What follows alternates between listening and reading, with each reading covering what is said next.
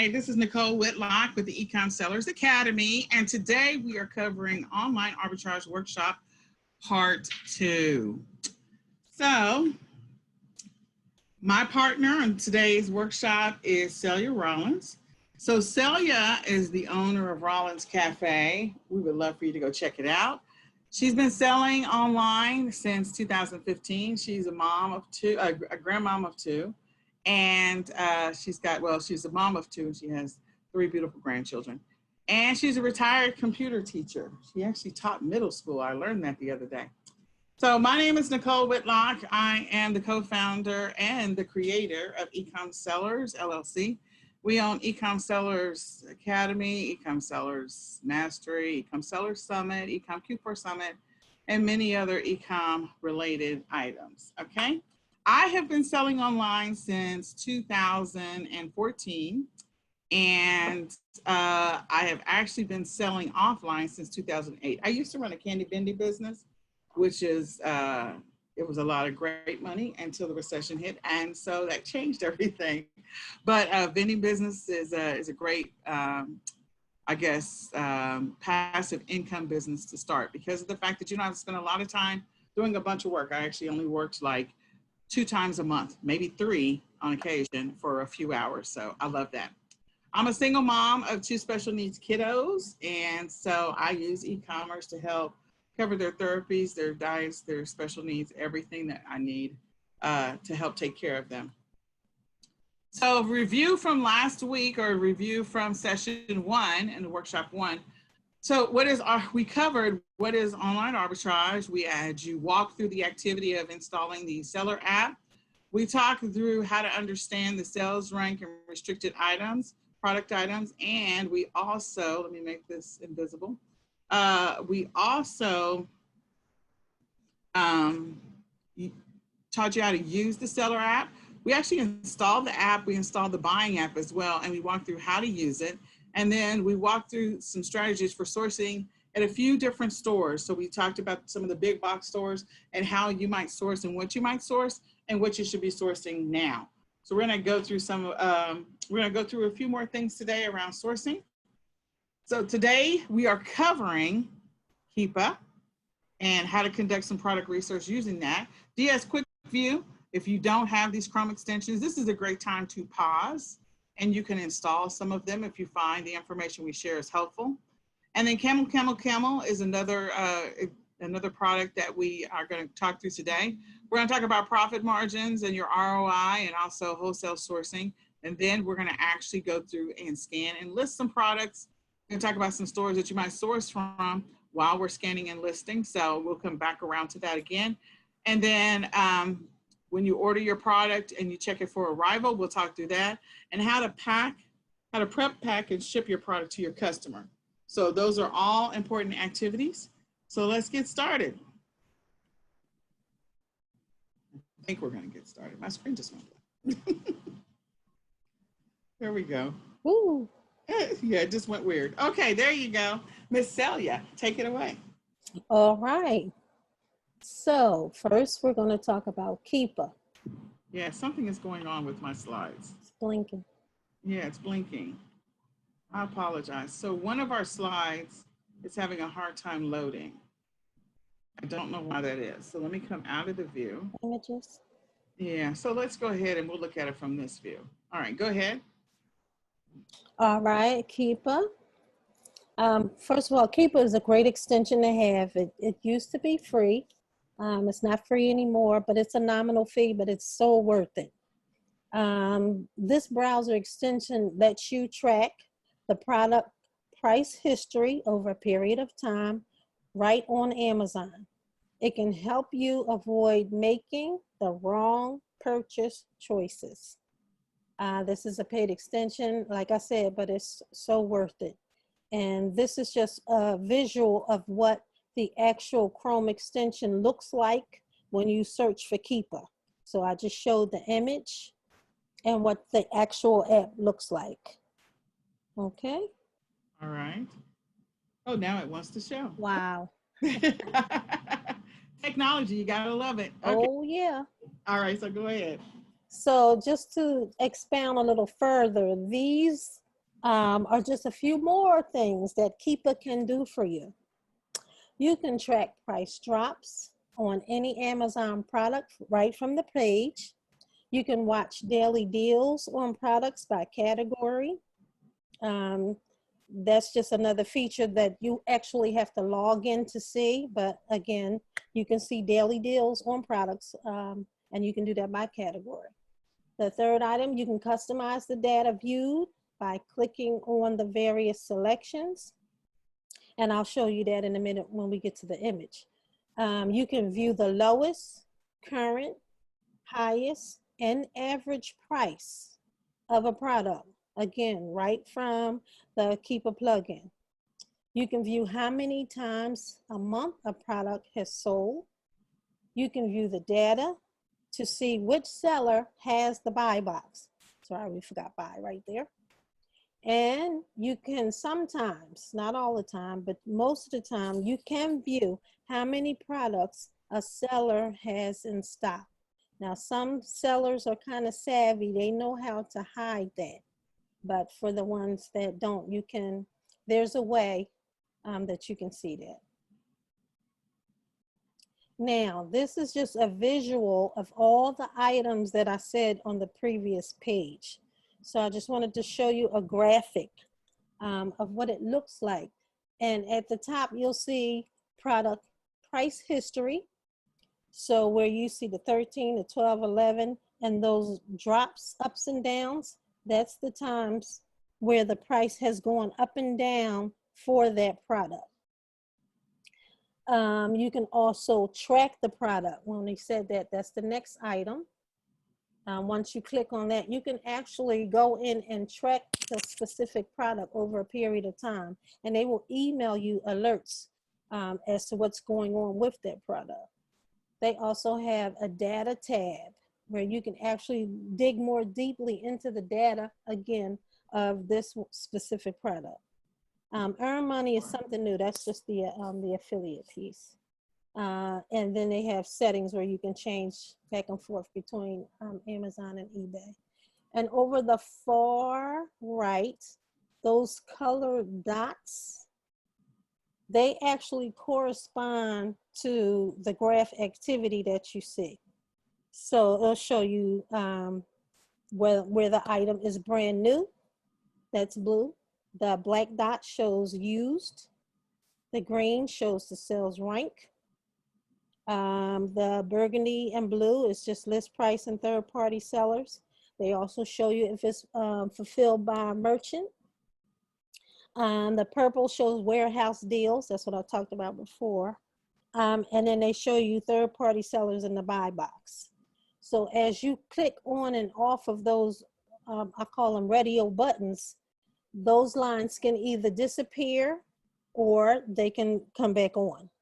So I know once you look at it, it might look all gibberish and discombobulated, but you can actually select what you want to see and what you don't want to view all at one time. And at the bottom where it says statistics, when you click, this menu comes up where it shows new, used, and sales rank. So once you click that statistics button, it'll give you all of this information on this one product. It'll show you the lowest price, the date it was the lowest, the current price, when they pulled that data, so that says 4 hours, the highest price, again, the date, the average price over the last 90 days, the last 180 days. And then it shows you how many drops a month. For this particular product, it says 4. They also have a used column. So if a product is available to be sold as used, they'll give you that data. And over here, this green column is what I really like, because here it shows you the history of the sales rank. So just for example, you can see how what the rank was of this product October 2016. And then it shows you the current rank. Then it goes back even further. So it just gives you 90-day. You can do 30-day if you want, 100 days, or the lifetime like the entire time that the item has been living on Amazon. You can do that too. And this bottom number, like a lot of times people want to know the velocity or how fast an item sells per month. That number 23 per month shows you the velocity of the product. So if you wanted to know how fast it sells, so this just gives you a good estimate of how fast. So this would be 23 times per month that this item has sold. So this is just a good little snippet of all the information that you can get from a Keepa graph. Now we can just, this could be a whole session in itself just on the meat and potatoes of a tool like Keepa. Absolutely. And that is something that we definitely, we have that on our radar for future. But that is, this is a valuable tool to use to do product research. And this tool, this is another great tool. You know how when you're on Amazon and you put in a search term, say cookies or whatever you're searching for, and that search page comes up, you don't have to click to open the particular product to see the data. You can use the plugin like DS Amazon Quick View, and at the bottom where those red arrows are, it'll give you the BSR, it'll give you the category, it'll show you whether or not Amazon is selling the product, along with if it's other FBA sellers and how many. You can also see the ASIN. And if you click even further, I think it's tabs that'll show you price history and is that BSR right? Right. Yeah. Yep. Yep. So this is another tool that's great. This tool is still free. And it just gives you a quick snapshot of all the products on that page where you won't have to actually click to open it up to see the information. You can just get a little quick view, just like it says, of the items on that page. And another great tool that I use, this is still free as of right now. This is called Camel, Camel, Camel. Now the plugin is called the Camelizer, but the tool still works the same. And this is a drop-down graph. I'm sorry, the Camelizer extension lets you view historical pricing data of products on Amazon. You can also set up Price Watch to see when the product prices drop. This is a great tool when you click and it shows you the price and history of an item. So you see the bar graph, it shows you the prices over time, those drops. And also the color codes, you can see the details, a little small, but you can see the details, whether it's Amazon, that's green, third-party seller is blue. I think that's new and used. So those correspond to the actual bar graph. So you can know what those color codes mean, what they stand for. And again, it shows you the lowest, the highest, and the current price. So this one is more detailed for the price drops. Increases too. And that's a drop-down plugin right there. And the almighty ROI and profit margins. This is why we're all in business, to make sure you get a return on your investment. And that's what we call ROI. And that is the ratio between your net profit and the cost of investment. Most of the time, the goal is to make at least 50%, of course, more of your money back. But the one thing you don't want to do is you don't want to lose money. And when calculating your potential profit, these are just a few things that we include. The product costs, the platform fees, like whether you're on Amazon or eBay or Shopify, those fees you need to consider. Your estimated shipping costs, your potential storage fees, depending on the timing. And if you're using a prep center, Amazon FBA, or merchant fulfill, all those need to be considered when you are trying to calculate your potential profit of a product.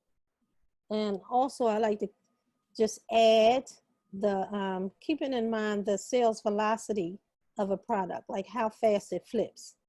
Because of course, the faster it flips, the faster you can return on your money. But you need to know that ahead of time, whether it's a fast flip or it just takes a little longer. But the ideal is to have faster flips. All right, so we covered Keepa and DS Quick View and Camel. And before that, last week, or the session one, we covered, how to scan a product and how to look at that product and kind of understand what you're seeing with the Amazon app, or if you happen to be pulling it up online, how to better understand what you're seeing. So we are about to go into an activity. So we hope that either you have your Amazon seller app available, or you can pull up your computer. And we're going to go to Amazon.com, and we can Google Amazon Top 100, or you can pull out products that happen to be like around your house. Mm-hmm. So if you want to grab something real quick that you want to scan, and if you don't want to scan anything, like if you don't want to get up and go scan anything, then we encourage you just to do a quick Google search for Amazon Top 100, and then choose a category and a product and use your Amazon seller app that you installed in session one to actually scan the product. So we're going to scan the product. First, we're going to look at it on Amazon.com or Amazon selling app. If you have installed Keepa, or if you've installed Keepa or Camel, or DS Quick View, how funny is that?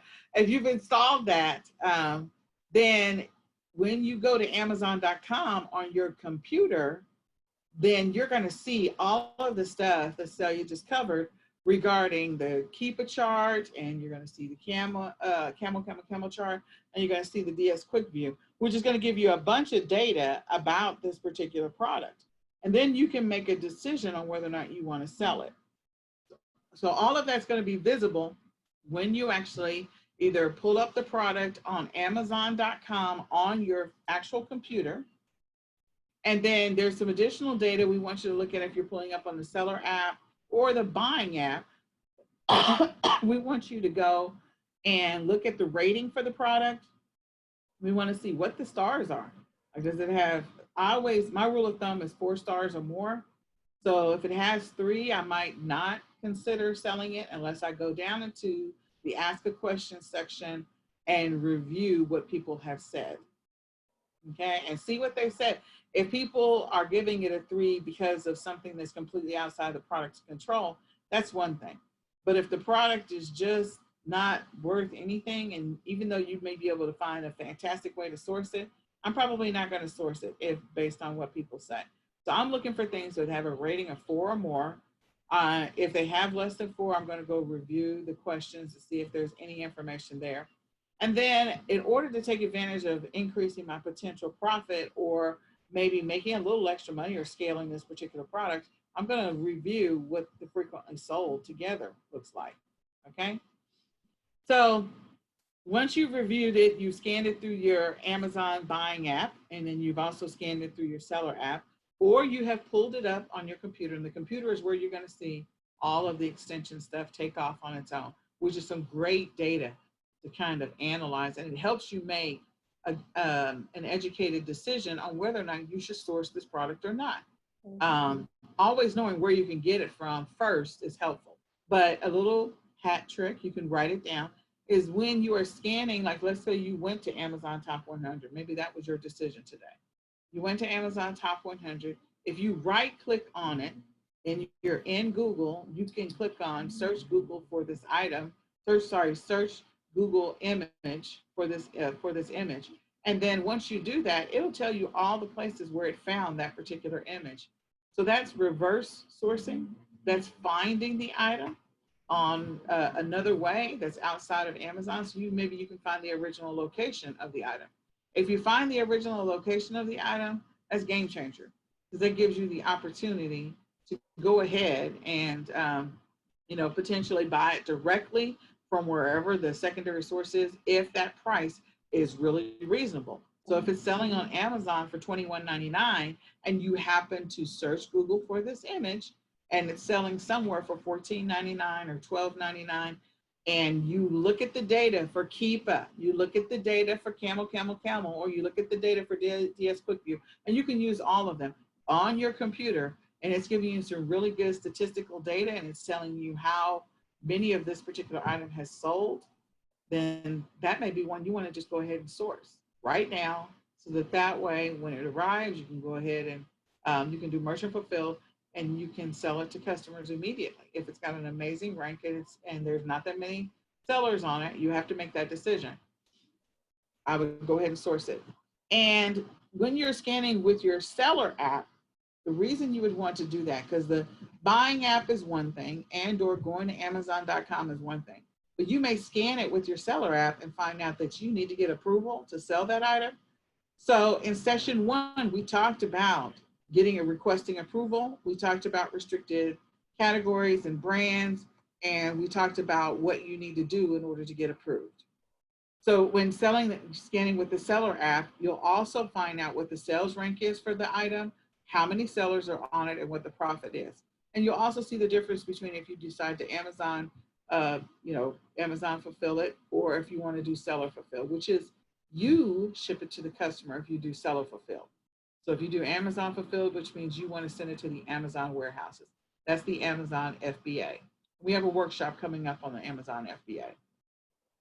All right, so let's talk through, we're going to scan this item. So if you didn't pull anything out, we've given you enough time to go find something to scan.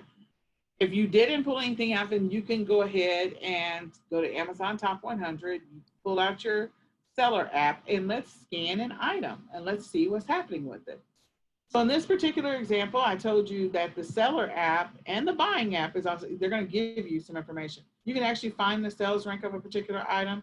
You have to scroll down in the, again, we looked at this in the workshop 1, but you have to scroll down the page when you're on the buying app or you're on the buying page to see what the sales rank is. And then it also gives you what the lowest price is right now for this particular item, what the estimated Amazon FBA fees are, your potential profit. Also tells you how many sellers are on the listing. Again, we looked at a lot of this in session 1. And so if you are going to sell this particular item, you're going to scroll down to the bottom of the app and you're going to click on list. Okay. Now, since you're doing online arbitrage, you need to place your order first from the supplier, wherever you sourced it from. You decide where you're going to source it from. So search Google for this image. If we're doing a quick Amazon Top 100 search for this activity. And then once you find an item and you find a source that's other than Amazon, and if the price is lower than it's selling on Amazon, then that may be a good source. Okay. We're also going to talk about some more strategies on how to get that price down a little bit. So once you click on list, then it's going to take you to a secondary page. And once you go to that secondary page, you're going to put in the condition for the item, the price for the item, the quantity that you're going to sell, and the SKU. So you only do this after you place the order with the supplier, you have the product in hand, and you're ready for that to scan and list that item as merchant fulfilled if you're going to do merchant fulfilled. And we highly recommend that right about now.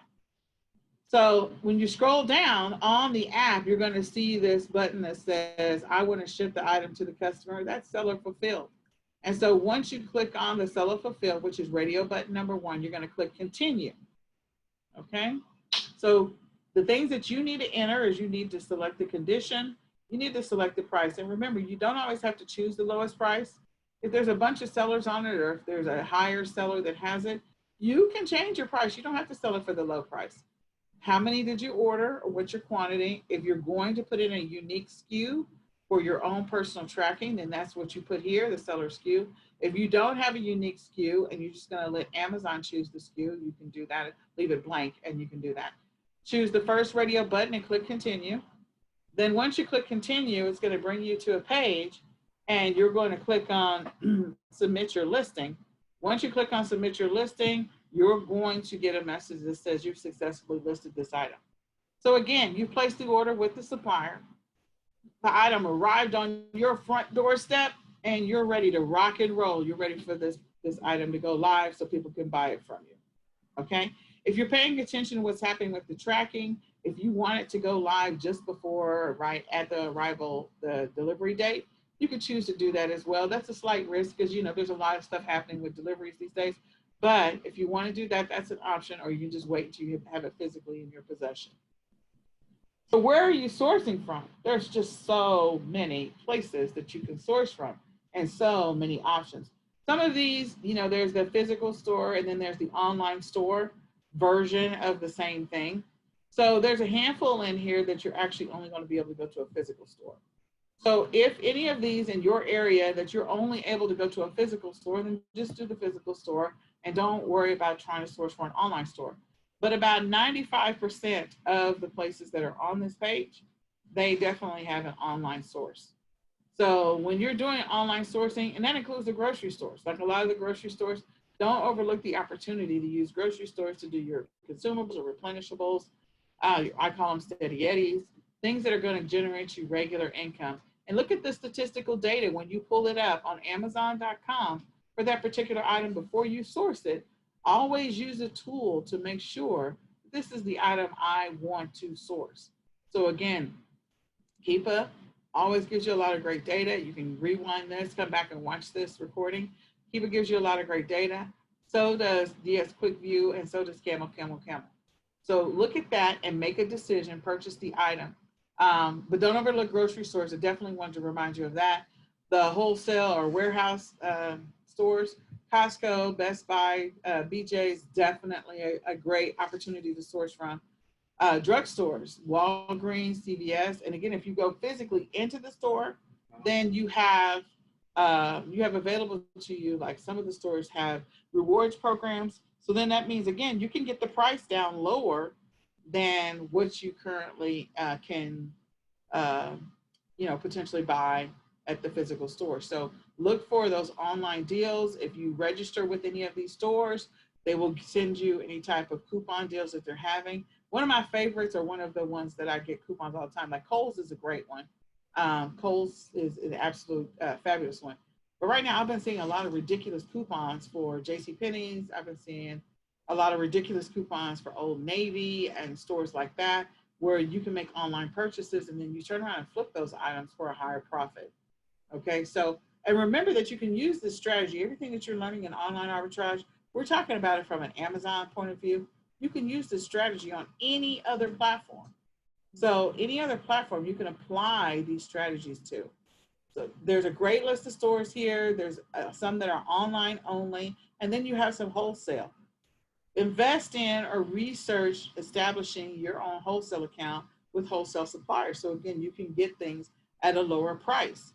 But again, right now, some of the stores, physical stores, they have some amazing online deals. So make sure you have registered with the stores. That is so important.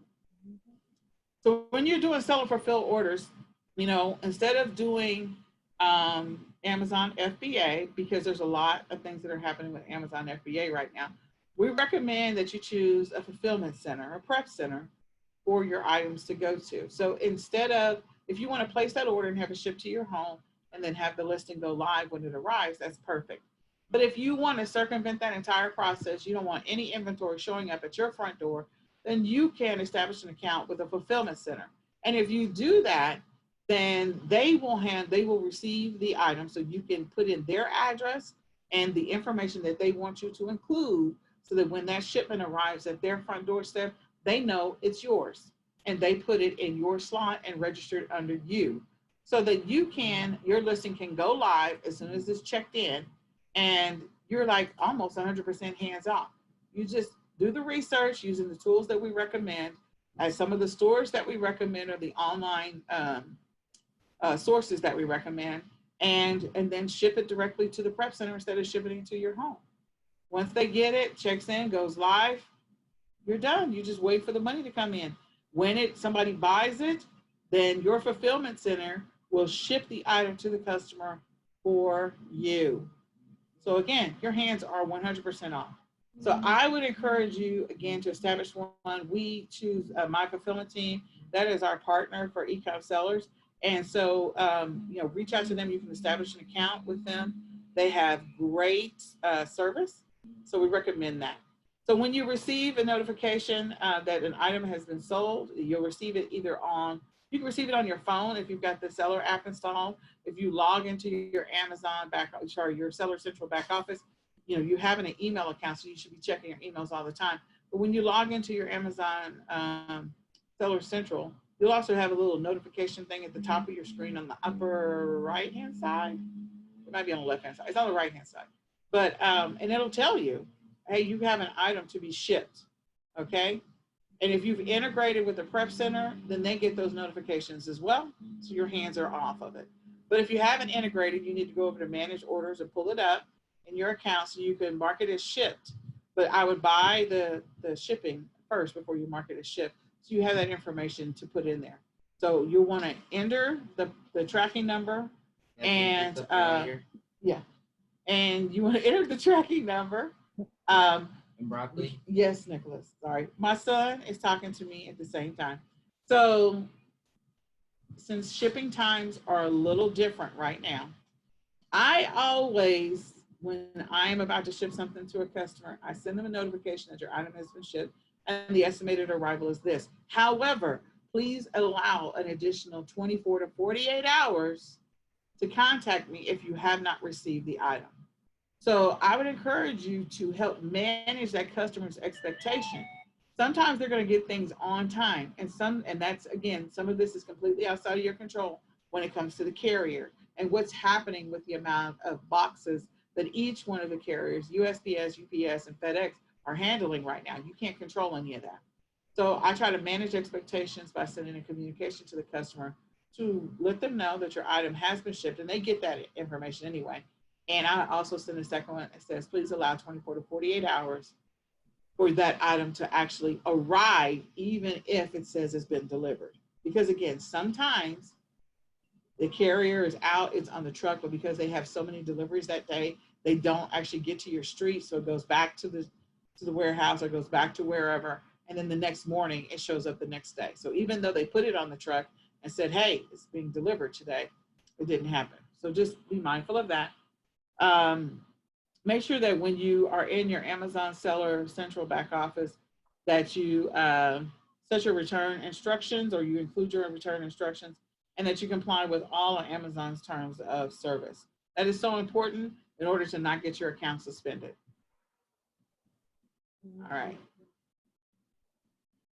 Shipping seller fulfilled orders.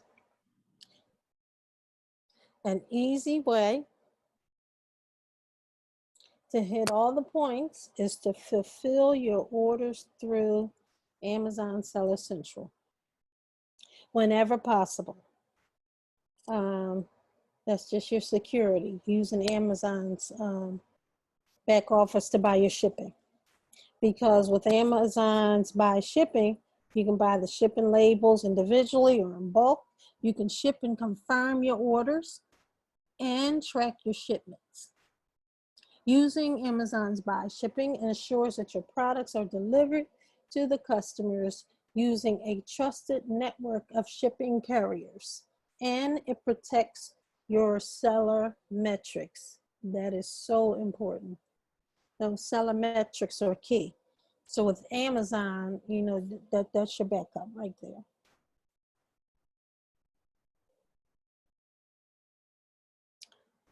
Packing tips for sellers. Here's some tips for packing your items. Choose a container that's slightly larger than your item so you can cushion it with packing material on all sides. And oh God, that is so important, especially because I know how I am when I receive my items. I don't want them to be all tore up, messed up, and I try to treat my customers the same way. Surround your item with bubble wrap, packing peanuts, foam, or paper so there's no room for things to move around. Use clear or brown packaging tape, reinforced packing tape or paper tape, which should be at least 2 inches wide. And I will use the heck out of that tape just to make sure that box is secure. 3 strips. 1, 2, 3. Don't use masking tape, cellophane tape, cord, string, or twine. Tape the opening of the box and reinforce all seams and edges. Clearly label the package and include a return address. If reusing a box, cover any previous labels and cross out any previous addresses with a black marker. So you want your labels to be clear because you want to make sure there's no problems with your shipments.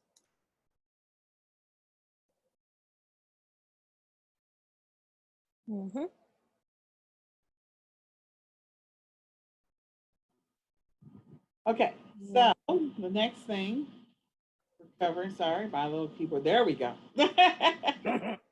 So what to source right now? So of course, there's always the items that may be applicable for COVID-19, and those are always a great opportunity to source right about now. You can also go ahead and source health and beauty items. These are health and personal care, beauty and personal care and beauty. I forget what the category is. In my mind, it's always health and beauty because I used to Target when I was in high school, and that's the name of the department. So it's always stuck in my brain that way. But in any case, these are things that you are replenishing on a regular basis for yourself. So if you're replenishing them, go see if you can sell them. That's a great opportunity for you to start to find your steady eddies and your replenishables. Same thing with food items and perishable items. Then items that people need, that the people use that they don't want to go to the store except for once a month. So what do they need to buy? And they need to buy it in larger quantities. Now, that does not mean that I'm going to recommend to you that you source big things. I don't recommend that you source big things. I recommend that you source smaller things so you can manage or mitigate your shipping costs. And so I'm always looking for the smaller items and not the bigger items. So I'm not going to be the one to tell you to source paper towels and toilet paper in bulk. That's not going to be me. But I am going to say, what are some of those smaller things that you buy on a regular basis that you need?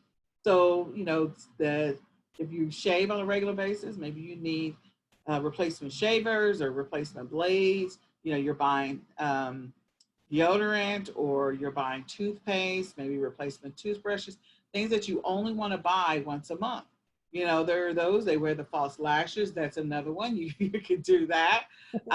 People who don't want to go to the beautician, so maybe they're buying their own hair clippers. That's a smaller item. It's not a huge item to buy a single pair of clipping shears for your hair, or scissors, or things like that. So think of these smaller things that you get on a regular basis that take up space in your cart. Also, don't overlook the things that people need for mental health and for health and well-being overall.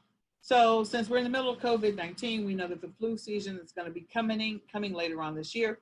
What are the things that people typically buy for flu season? What are those things? And those are typically in your pharmacy area of any store. And so they're going to be available online. Can you source those, and can you source them for a lower price, or maybe using coupons, cashbacks, whatever, to get that price down so you can have a profit?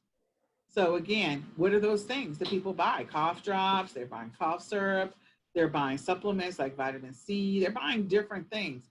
So this is an opportunity for you to think about, okay, the next 3 to 6 months, what are people going to be buying for the flu season? What are people going to be buying for back to school, beyond back to school? What are they going to need? So we have learning activities and summer activities, but we also have back to school coming up. So the reality is we don't know what back to school is going to look like. So your job is to source for items. And these are what we are giving you. We already talked about the Amazon top 100, top 1% of the sales rank. We talked about that in workshop number 1. So we're giving you ideas on what to source for that's either going to be in the Amazon top 100 or is already in the Amazon top 100. So back to school is going to be one of those, regardless of where it sits right now. People are going to be buying school supplies. And this year may be the exception to the rule. They may be buying school supplies later than planned, because several schools are going to, some school districts are going to start off with virtual, and then they're going to transition to physical. So if they're starting off with virtual and transitioning to physical, that is an opportunity for you. So what are the things that people need for virtual school? because before parents didn't get a chance to prep for that. Now parents get a chance to prep for it. So what are the things that they need? Be thinking about those to help their child or children be a little more organized, a little more structured than they were last spring break. So look into those, cork boards, dry erase boards, clippers, maybe desk dividers for kids that have to share a desk, maybe an organization tray, things that you would probably have in an office setting, and now you need to have it at a home setting, something that's going to help the child stay on task and stay on track, or maybe that they can check off their list of daily activities. I went to my science class, I did my, math reading. So it becomes a checklist for the child to keep themselves self accountable. So think about those strategies that parents are going to have to implement. And if you're still drawing a blank, then do a Google search for homeschooling and look at some of the things that parents buy that have been homeschooling for years. Those are going to be some of the same things that those that are going to have to do virtual schooling might buy. So there's a great opportunity. And then if you're a drop shipper, another great opportunity is small desks. And they're going to also need some potential, digital products, or sorry, electronics, not digital products, but electronics. Like, okay, sometimes there's going to be a need to buy iPads. I'm not saying that you're approved for that, but what's a compatible product that you can sell that you might be approved for? And maybe you don't sell that product. Maybe you just sell the covers for it. Maybe you sell the accessories like the charging cords, because we know kids can destroy some charging cords. And hear about that? Hello. Husbands too. Yeah. So yeah. So Chromebooks, think about the covers. If you are not going to sell the actual item, sell the accessories for it. That's another great one. So there's a lot that's on this list. I think like air purifiers and filters, again, that's going to be a huge thing going into the fall. As people try to return back to school, return to wherever, there's going to be more and more of these air purifiers that have the UV light ray to clean the air. Think about that. Things for cleaning, and also like recycle, not necessarily recycle, but reusable cleaning supplies. So the little plastic spray bottles that you can just refill, you can get the smaller ones, the big ones, you can sell those. Maybe you sell them in a multi-pack, maybe you sell them in a bundle, but you got to source them from somewhere. And we gave you a list of places to consider sourcing from. And so get that going, get your accounts established there. And then think about the holidays. So I only have a couple here, but that's just crazy. So we know that election season is this year. So sourcing for those types of things. Sourcing for Halloween, Thanksgiving, Christmas. These are holidays that are not going to change. They're still going to happen. Source for the fall. Source for those holidays that are still going to happen. We don't know what Halloween's going to look like, but the great thing about Halloween is most of the time you have a built-in mask already. So I'm confident the kids will probably get out and about and try to do some trick-or-treating because of the fact that you can go outside, because you'll have a mask on. So think about that and look into other things that you think people might buy or they might do over the next 3 to 6 months. Like go and look at a calendar, look at the things that are happening in August. What's typically happening in September? What's typically happening in October, November, December? And then kind of gauge, okay, now what did we do, in October, November, December, every single year? What have we done traditionally? Are we going to football games? Maybe football games look different this year, so maybe that's not something you'll do, but you still probably get together and do some tailgating. That's outside, you can do that. So, and people are always looking for an opportunity to host and get together outside. I'm just gonna tell you. So backyard parties, anything that you can source for backyard parties, including the least expensive thing to put out is like the little LED lights. Like those are inexpensive and they're small. So that's easy shipping, low cost shipping. So how do you scale? So we talked about, building a real work schedule and developing a calendar around what's happening each one of those months so that you can make sure that you take advantage of those windows in order to buy or source items that are always in the top 1% of the sales rank. Even if they're in the top 5% right now, if they're coming into their season, then the sales rank is going to come down. Again, the lower the rank, the faster it's moving. The velocity is what Ms. Celia, the term that she used. So put together a calendar so it's always top of mind, and put a checklist that at the beginning of each month, in the middle of each month, you're checking that calendar to make sure you didn't forget about sourcing opportunities for that specific month and sourcing opportunities for the next month. Always put that as a tickler. The next thing is be consistent, pay attention to the trends. So we know the trend right now is masks are selling like crazy, but there's some other things that are trends right now that people may be overlooking. So try to be that person that's sourcing for that, or maybe create some bundles for it. Source for replenishable, consumable, steady eddies. They're all the same thing. These are things that people buy on a regular basis, things that you run out of and you're going to need to go back and get more. So think about that. And you don't always have to source the big stuff. You can source the smaller stuff. But what are some of the smaller items that you run out of after 3 months or after a month or after whatever? Is you have to go back and buy multiple times in a year. Write your own personal list down. You can also outsource or hire a shopper, hire helpers. So you can hire helpers if you're going to have inventory sent directly to you. You can have them fulfill your shipments for you to your customers. That's one option. You can also outsource aspects of your business, maybe the product research, all of the stuff with Keepa and Camel, and DS QuickView. Maybe they're doing that research for you, so you don't have to do it. So again, hiring a VA, that just multiplies you. And so just imagine if you're able to make, I don't know, $2,000 and you're working 20 hours a week and you're able to profit $2,000, what would happen if you doubled you and you only had to pay an extra $400 to double you? Well, that means that your income is going to go to $4,000.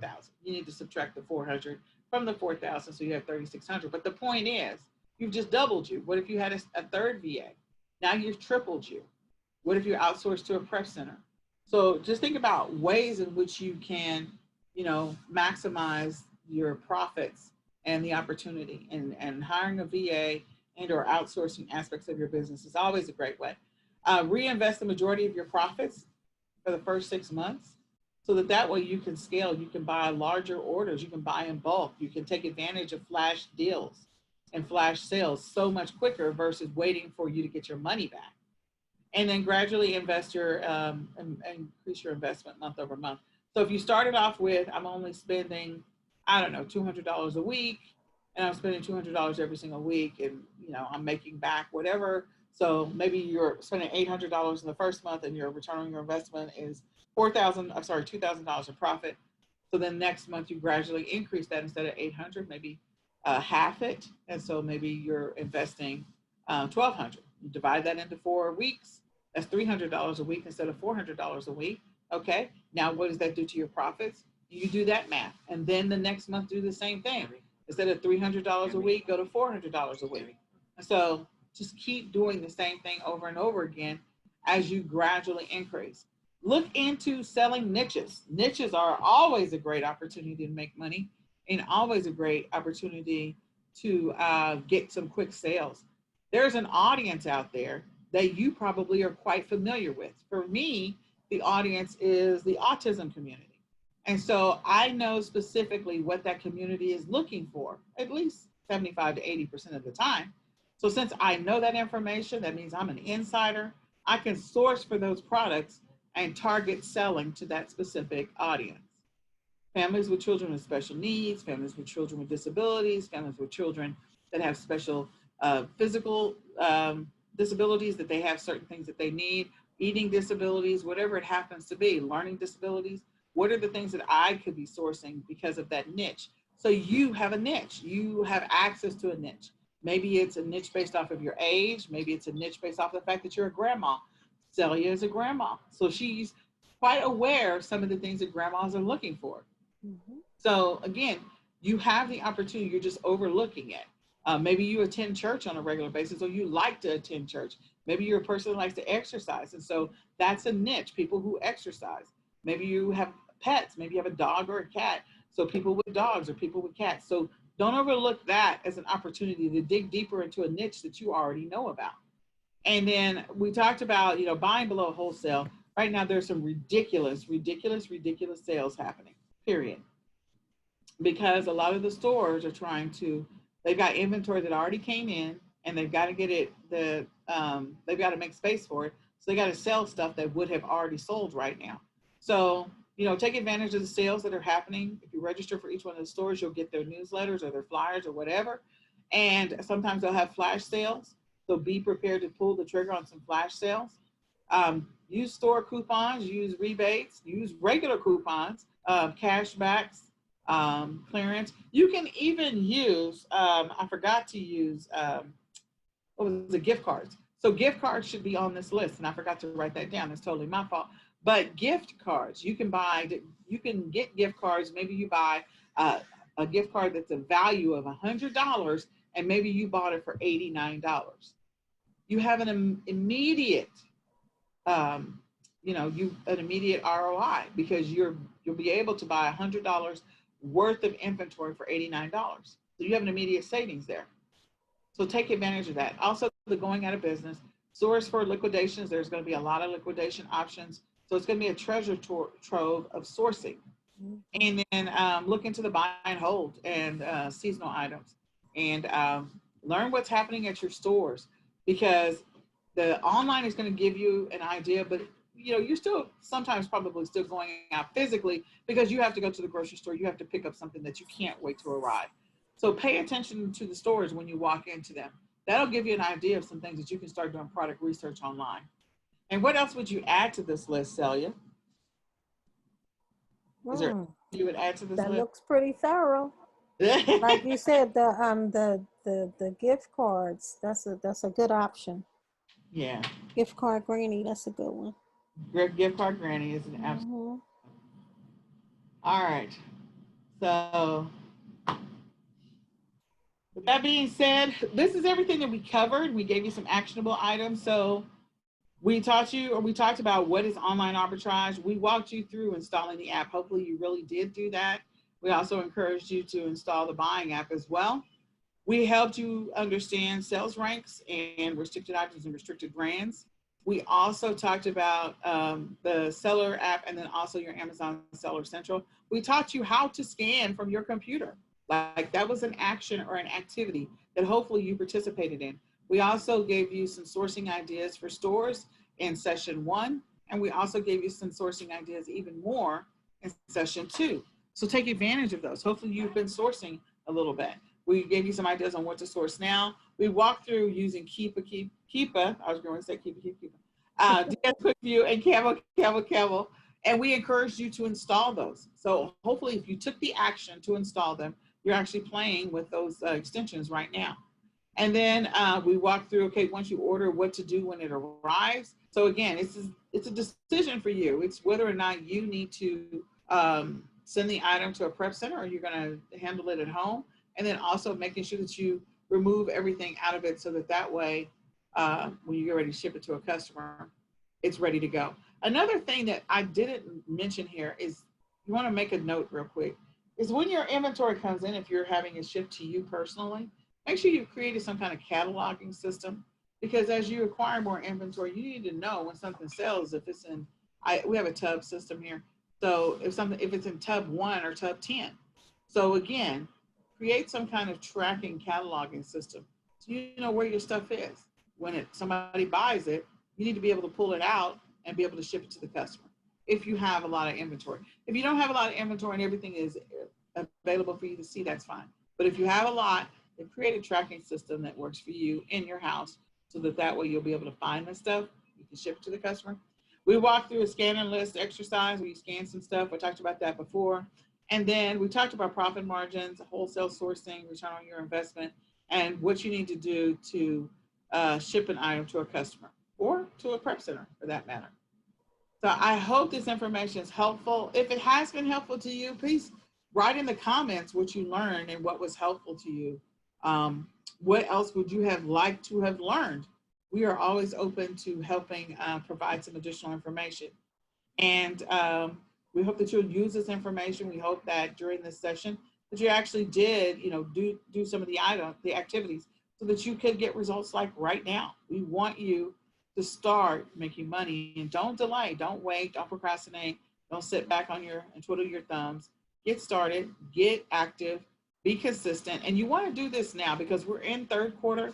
So the great thing about third quarter is, if you haven't built the habit of online sourcing, you can start it right now, and you can continue those activities all the way into fourth quarter. So then you have an established habit. Because again, doing something for 21, 28, 35 days is going to help you build that habit of consistency. And you have plenty of time before you get to the end of September and you're into Q4. So build those habits of consistency now so that that can line your pockets for the future and profits. So I'm Nicole Whitlock, and this beautiful lady right here is Miss Celia Rollins. And we are part of eCom Sellers Academy. We hope this information was a blessing to you. If you are not a member of the Academy, please join us and go to www.ecomsellersacademy.com and goodbye for now. Good night.